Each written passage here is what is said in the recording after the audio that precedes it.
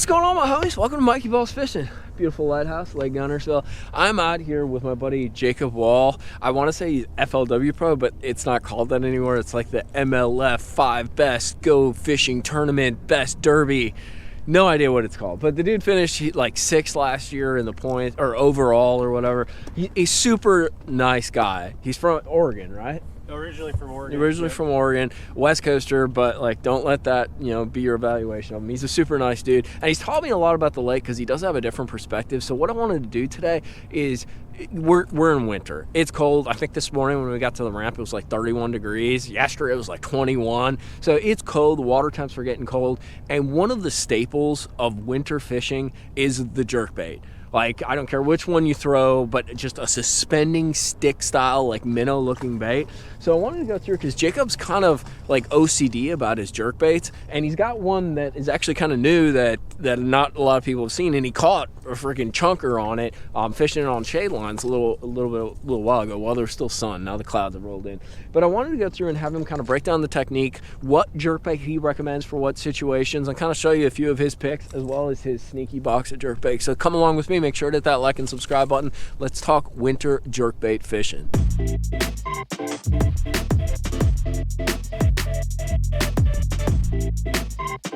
So I can already see you have a wide variety of jerkbait, and you're going to tell me about all these. That is a lot of. So the first question that I have for you, Jacob, because we're going to kind of do this as questions. Do you really need all those jerkbaits? You don't need all of them now. Bog, what is going on, dude? Here, get down. Bog is not about the jerkbait. Go away, transitioning, 80 Bog. treble hooks to step on, Bog. So the first question I'm going to ask you is this, and I think I know the answer.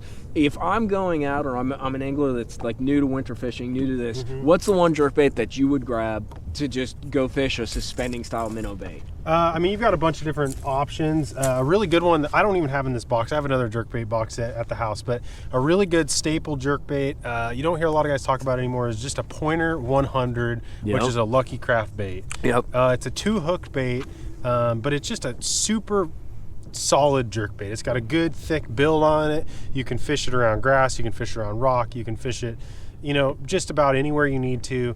It's just a good size, good overall jerkbait. I'd say if you were to pick up one, the Pointer 100 is a really good one. I've been playing playing around a lot with these Nishine baits this last year and a half, 2 years. It's a very similar size, maybe a little longer. Well, the 100, so this is a 115. This is a little bit longer, but similar profile to the 100, a little bit taller than your traditional jerkbait. A lot of their traditional stuff is more cylindrical. Another old school staple, it's hard to cast on a bait caster. Smithwick. The suspending rogue is a really good bait. It's an underrated bait too. We still throw those in Florida, actually. They're good. They're really good baits. I've caught a lot of big fish on that bait. But I will throw that on a spinning rod actually sometimes, just because it is lighter. It doesn't have it doesn't have a transfer system in it like some of the newer jerkbaits do. But just a quick run through of some other baits. I got in here, this is like a Duo Realis, as you can see, and that thing's caught a ton of fish. I like the bill on that one. Yeah. That's got that. So actually, let's jump into that real quick. There's different bills that you were telling me about earlier while we were fishing. Tell me a little bit about the different bills and how they work. So the bills that come off the nose of the bait are typically going to allow that bait to dive a little bit faster. These bills that come off the bottom of the bait are going to keep that bait a little bit shallower. They also have quite a bit different action.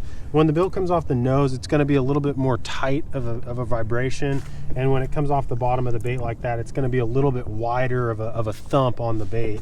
They both work. You kind of just have to experiment with them. I tend to go with something that comes off the nose of the bait, and if I want something that dives deeper, I just get a longer bill. Right. Or if I want something that goes shallower, I just get a shorter bill. But you can really alter it. Like I was talking about, I talked about earlier, you can add these weights to them. So yeah, that was on your Nishine one. Tell me a little bit about that, because Jacob. So when we first got out today, Jacob's like, dude, like I was fishing with this dude, your buddy. So I don't want to talk too much smack, but he's like, bro, like my buddy didn't like reweight and like set up his jerkbait so it's suspended right, and I think I caught more fish because of that, because I reset my bait so it did that. Like, he was really into the intricacies of the action, and Bog is really into this jerkbait video. Everybody drop a like on the video for Bog, because he literally wants to be in this video. He keeps trying to bro in. But tell me what you're doing with the weight and why you do it, and how you're trying to get the bait to act when you're doing it. Yeah, so this weight, it's actually something that I'm pretty new to. It's another Nishine product, and basically it attaches with a little split ring, you know, just a small split ring to the front hook hanger. I mean, you could put it on whatever hook hanger you want. If you really wanted to, you could put it on the back or that one. I just like to put it on the front on this bait. It you know, it tends to tip your nose down a little bit more. But essentially what you got is, this is lead. It's not tungsten or anything. So you can take a pair of scissors or side cutters on your pliers and snip it wherever you want. You've got one that you cut, yeah. Yep. So that one he actually cut down. Do you see right there? Because it was sinking a little, right? And you wanted it more to just suspend instead of sink very slowly. Yep. So right out of pack, you know, these baits come with that full weight on there, and when you buy these weights, I mean, it's that full thing, and you put this on any jerkbait, and it's probably going to make it sink if it's traditionally a suspending bait. But once you know, put it in the water, usually what I do is I just pitch it off the side of the boat, and you kind of just watch it, and then obviously if it sinks, then you Bog's going crazy. He's losing it. It's cool. Bog, we're trying to shoot a jerkbait video. I apologize. My dog is excuse me, Bog. Okay, so back to jerkbaits. So if you pitch it in the water, I mean, and you see your bait sink, I basically eyeball it and I go, okay, well, it's sinking that quickly. Well, if I'm fishing above grass and it's sinking that quick and I want to impart pauses, it's going to get down in the grass before I can really work my bait.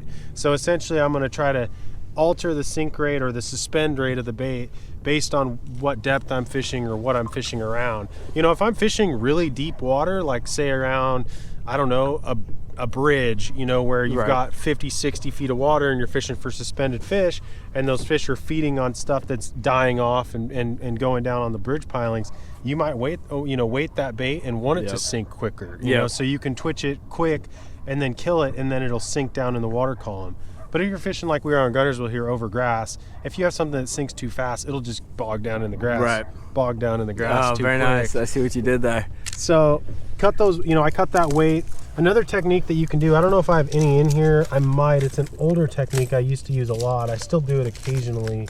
There's lead wrap. See that? Oh yeah, I've seen those. Yep. Around the hook. So that's just fly tying lead wire, and you can get those spools really, really cheap on like basically anywhere that sells fly tying materials. And so what I do, or what I used to do with that, is I'd keep that little lead wire in here and I'd twist that around the hook shank and alter the suspend or sink rate of the bait as well. That's a technique that you can use, but I think this weight that you attach with a split ring, it's just so much quicker. You don't have to sit there and like freezing cold hands, like trying to wrap it around. And it's not super expensive because it's lead and that. Yeah. And the reason we're talking about this, and this is something I actually know, so I do know a little bit about jerkbait fishing, is when you have different water temperatures, I believe it's actually like the water density changes. Yep. So the bait will, depending, and I don't know if it's colder makes it sink more or warmer or whatever, but basically the different water temperatures will cause that bait to sink faster, slower, or it might even cause it to suspend. So you have to adjust the way it is because the buoyancy on the bait changes based upon those temperatures. Because you really want, but 90% of the time, you want that bait nose down a little bit and just sitting there, not doing anything. The only movement that you want that bait to make is when you're twitching your rod. But every once in a while, like you said, you might want it to sink down slowly, but that's kind of a little more nuanced deal. So tell me too, what are a couple colors? And actually, let's talk about this real quick. When you're fishing a jerkbait, probably 90% of the time is going to be in fairly clear water. I would assume that's your... Yeah, I'd say anywhere from... anywhere from bog to bog. Anywhere from bog to bog. Anywhere from like 2 foot visibility or clearer. Yeah, you know, if it's any dirtier than like 2 feet, you can throw it in dirtier water, and if you do, opt for a color like that. Okay. You know, solid white or something chartreuse. That's loud. Yeah, yep, something bright. That's going to have like an orb that kind of gets created around it in dirtier water. Another thing, this is a bait that I really like to have in the box for dirty water. What's that guy? This is an I'm a Flit. Oh, yeah. This has rattles like a lipless. Really? It's got, so if you see here's actually a clear one. You can see the BBs in it. Oh yeah, I like that color too. It's like a hitch. Dude. Yeah, yep. It's got tons of little BBs in it, and so it has a much louder rattle than your traditional jerkbait. So dirty water conditions, this is a really, really good bait. The I'm a Flit. I always have a couple of those in the box. But that's about the only bait that I really like for dirty water. You can throw other ones, but that one's loud, it's bright. I always, that color is really good in dirty water. Clear water situations, they get kind of picky sometimes with the jerkbait. If it's like slightly stained, I really like that. That has a nice flash to it. That's like a chartreuse with a little orange on the belly. Or, another slightly stained color. Here's like another yellowish orange looking color. But if the water's clear, which primarily that's when you're throwing a jerkbait, something, if it's really bright, sunny skies, clear water, more of like a ghost kind of natural shad. I'm in the same boat. If you're faced with like, it's starting to rain on us. Is it really? Yeah, it is. So if you're faced with like, a little bit cloud conditions, but it's still clear, maybe a little bit brighter top, you've got all kinds of options though. I mean, you don't need all these options. These are just different things that I've accumulated. Years and years. I mean, really, if we were to break it down, shad, like a ghost shad, maybe a chartreuse shad, ghost shad, or basically something transparent and something not transparent, and maybe the wild card is too something with a little bit of like chromish kind of silver in it, so, or just a reflective finish. So if it is sunny, that actually kind of has a little bit of foil right in the top, inside, right there. Kind of yeah. So it gets a little reflection, but something just to kind of reflect that light and flash a little bit. All right, last thing that I want to ask you too is, and this is something I want to highlight because it's a little different than me. What rod are you throwing? Like, what action? What's your setup? This is a 7 foot. Let me put these baits over here so Bog doesn't step on them real quick. Yeah, Bog, let's not do that. Not today. So this is a 7'1" medium heavy, but it's more along the lines of a medium. I'd say it's rated a power heavier than it actually is. But basically, it's got a little bit, faster tip. I'd say, what did I call it earlier? I called it like a moderate fast action. So okay. It's still fast, but it's, kind of moderate throughout. It doesn't just stop here. Right. It flexes down into this part of the rod. So, I mean, if you hook a big fish and it starts pulling, you've got more flex of the rod, so it doesn't just hit backbone and then yank these little treble hooks out of the fish's face. My theory behind a longer rod, obviously guys talk about, if you're jerkbait fishing all day, the longer rod fatigues you. But if I'm fishing for really big fish with a jerkbait, like knowing that I have the opportunity to catch a 5 to 8 pound fish on a jerkbait, I like the longer rod because I feel like when that fish surges, you've got more rod to eat up the fight of that fish. So like when you're working the bait, it might be a little bit more fatiguing. But personally, I kind of jerk to the side anyways. I don't jerk straight down like some guys. I mean, if it's your thing to jerk straight down into the water with your rod tip, that shorter rod's going to be ideal. But personally, I jerk more like to the side or at an angle. Yeah, jerk to the side. Yeah, this could go really the wrong places. Really go the wrong places quick. No, but I rip my bait to the side rather than straight down. So this 7'1" works good for me.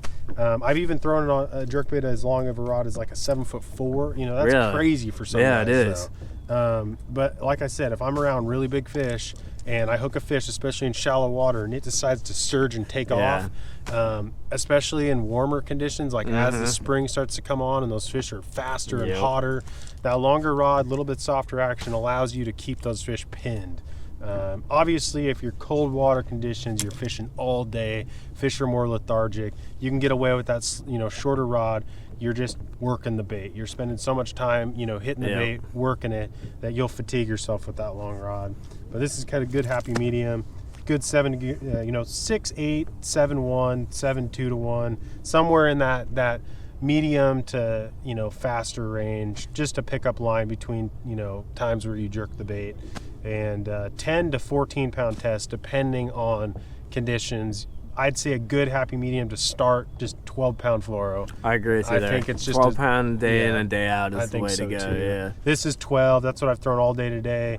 If you're fishing a lake like Smith Lake with a bunch of spotted bass, or you're fishing a lake that's more man-made reservoir type situation, clear water, 10's going to be a good staple to start at. But if you're fishing this kind of fishery, big largemouth, 12 pounds a good place to start. What you want to fish a jerkbait around is just about anything. If you got dying grass, if you got boulders, it's great though. It's really it's a suspending bait, and it's great for suspending fish. But suspending fish doesn't just mean like over 40 foot and they're up.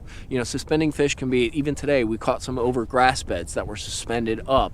It's just one of those baits where they're going to be higher in the water column or they're looking up, and that's kind of why it's why it's such a good winter deal. It's because oftentimes, especially as we get in the cold of winter, these fish are sort of drifting around suspended over grass, over bluffs, over breaks points, etc. But when that water warms up, when you have a nice sunny day or two, they kind of rise up. So that jerkbait's a real subtle way to kind of target that water column and call them up to bite. But I think that kind of wraps it up. If you guys got any more questions or anything, Jacob, where can they find you on social media and that? Jacob Wall Fishing on my Instagram page. Feel free to shoot me a message, ask me any questions about my jerkbait stuff. Really, anything you see or have questions about, if it's on my page or not, you can shoot me a message and I'll give you the best answer I can. Everything I know is opinionated. It's based on my experiences, so everyone out there has their own opinions, but I have thrown a jerkbait for a long time, number of years, so I've got a lot of experience under my belt. It's hard to cover everything in a short period of time, but like Mikey said, this thing can be thrown anywhere. You can literally cast a jerkbait anywhere. Obviously, it shines around structure. If you're fishing around, suspending structure situations, outside trees, docks, bridge pilings, points, contour lines. If you have a boat and you've got nice graphs with your contour lines, or not even nice graphs, so you just have contour lines, points, edges of where it drops off. You're basically working it shallow to deep, trying to get those fish to come up, and you don't have to fish over 40-50 feet of water, like right. Mikey was saying. You can fish in that shallower zone, and it stays in those fish's face and entices them to bite. Something about a jerkbait, I don't know, nothing else quite triggers a bass's instincts like a jerkbait. It's almost like a cat with a toy. You throw a toy in front of a cat, and you're kind of dragging it slowly, and the cat creeps up on it, and then you pull it away really fast, and the cat jumps out and tries to grab it. It's like the jerkbait. You're sitting there and you're kind of twitching it, and the bass comes over to it, and then you hit it real hard, and the jerkbait jumps out, and the bass does the same thing as a cat, where it lashes out and grabs it. So nothing really else quite does it. Ripping a bait out of the grass is similar, but a jerkbait's in a category of its own. And literally the next 2 or 3 months, you can probably catch a fish on a jerkbait on almost any lake that you're on in the U.S. So definitely give it a try. I'll put a link at Tackle Warehouse to all the baits that we talked about, and definitely follow Jacob on the MLF BFL FLW tournament derby race car session next year, because he did really well. He's a good dude. It's fun to support guys that kind of make their own path and do their own thing, and they're successful at it. So support Jacob, give him a watch him and cheer him on. But we're gonna wrap this thing up. One thing I will note too is Bog has been the worst dog ever in this video. I don't know if you guys noticed it, but he literally tried to burrow in on everything that we were doing. So if there's any camera shaking, I apologize, but it's his fault. Yes, Bog, according to your fault. Thank you guys for watching. Definitely drop the jerkbaits or any kind of tweaks to the technique that we talked about down in the comments box. I always love hearing your perspectives, and I've learned a lot from them, which I really appreciate. We're gonna wrap this thing up. We'll see you next time back out on the water. Bog's trying to sit on my lap. Tight lines, Jacob. Thanks, bro. Later, guys.